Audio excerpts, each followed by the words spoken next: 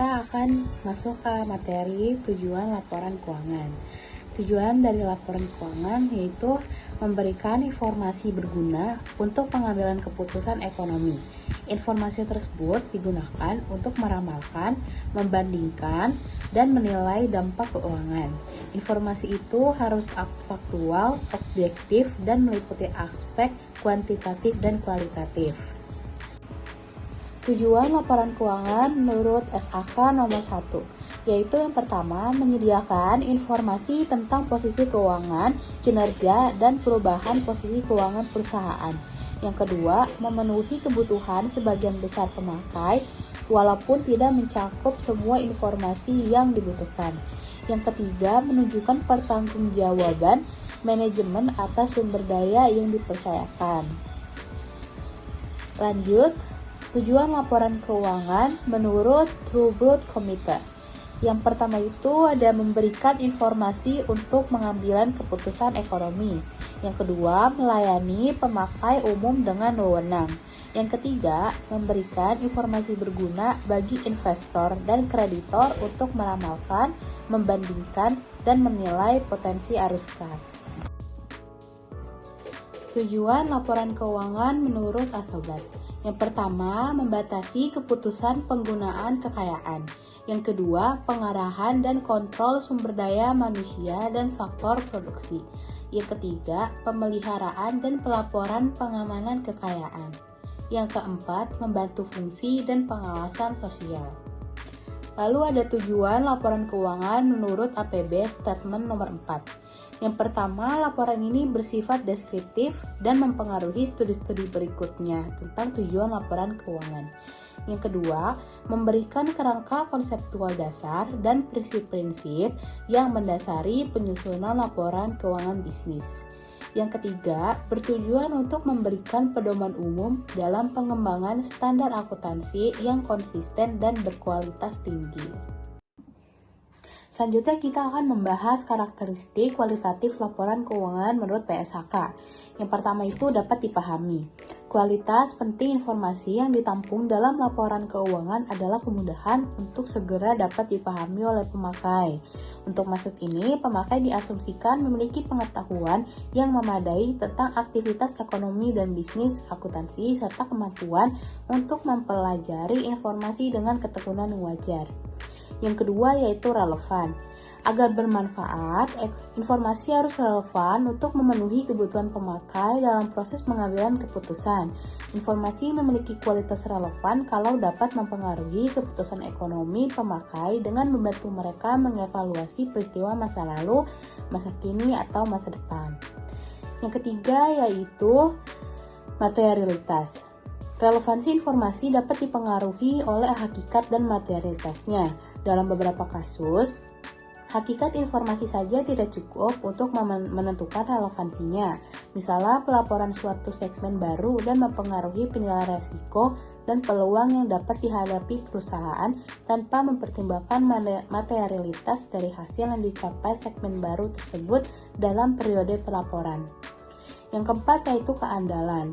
Agar bermanfaat, informasi juga harus andal. Informasi memiliki kualitas andal jika bebas dari pengertian yang menyesatkan, kesalahan material, dan dapat diandalkan pemakainya sebagai penyajian yang tulus atau jujur. Yang kelima yaitu penyajian jujur.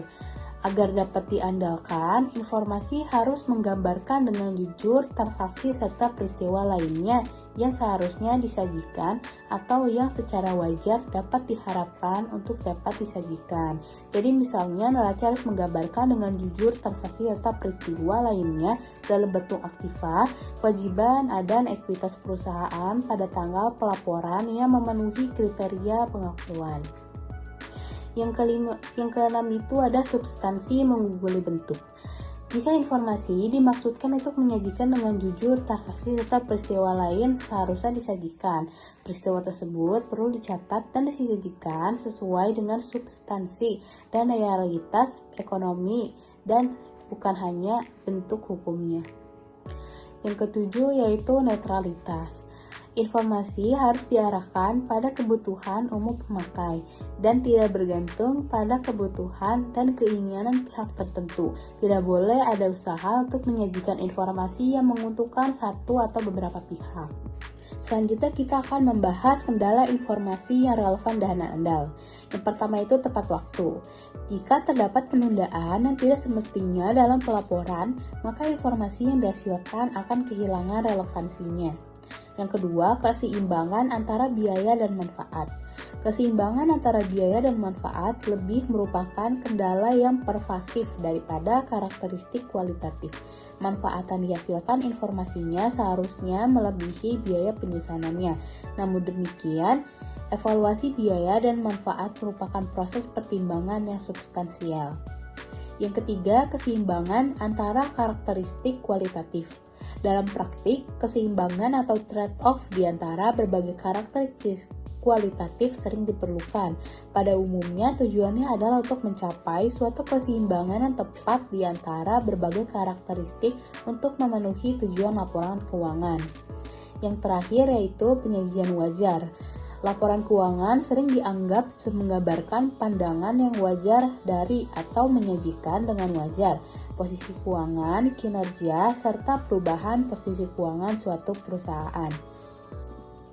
Menurut laporan True Blood Committee, tujuan laporan keuangan yaitu memberikan informasi berguna dalam pengambilan keputusan.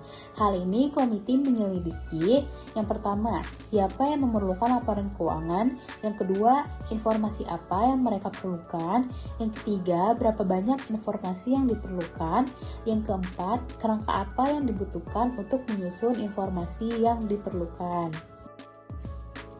Lalu materi selanjutnya yaitu penyusunan kerangka konseptual untuk akuntansi keuangan oleh FASB, yaitu suatu konstitusi, suatu sistem yang koheren dari hubungan antara tujuan dan fundamental yang dapat mendorong standar yang konsisten dan menjelaskan sifat, fungsi, serta keterbatasan akuntansi dan laporan keuangan.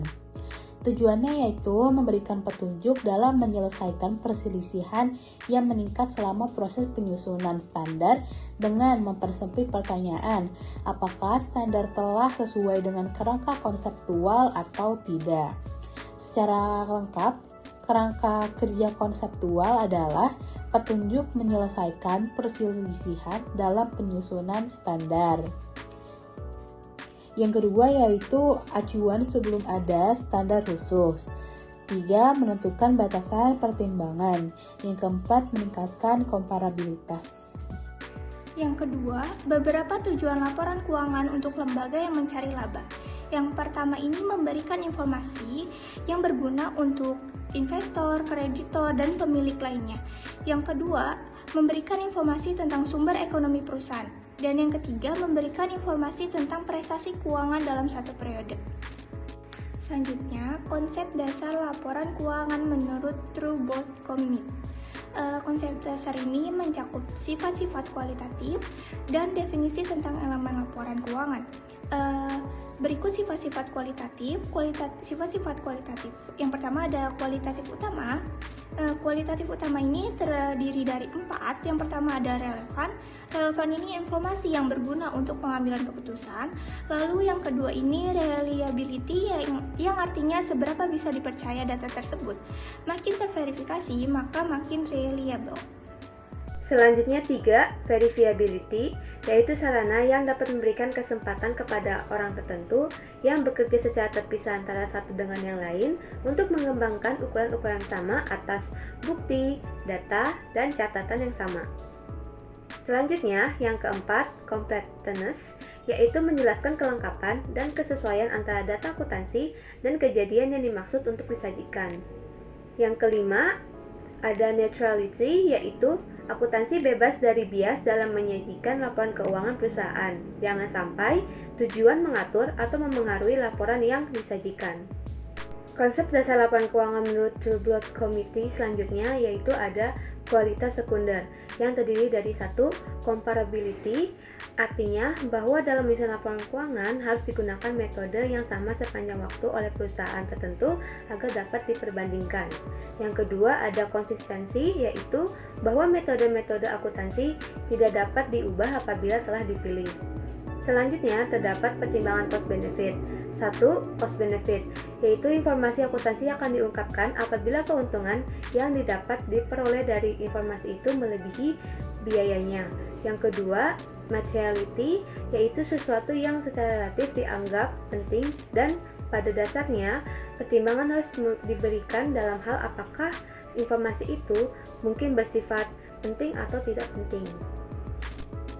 Kesimpulan dari presentasi kelompok kami adalah materi ini menjelaskan pentingnya laporan keuangan yang berkualitas yang dicapai melalui penerapan prinsip-prinsip akuntansi yang konsisten dan kerangka konseptual yang komprehensif.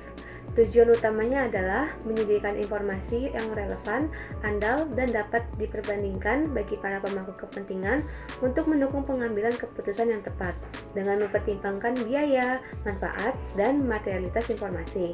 Kerangka konseptual dirancang untuk memastikan integritas dan transparansi dalam pelaporan keuangan. Sekian presentasi dari kelompok kami. Mohon maaf jika ada kesalahan dalam penyampaian materi. Terima kasih atas perhatiannya. Wassalamualaikum warahmatullahi wabarakatuh.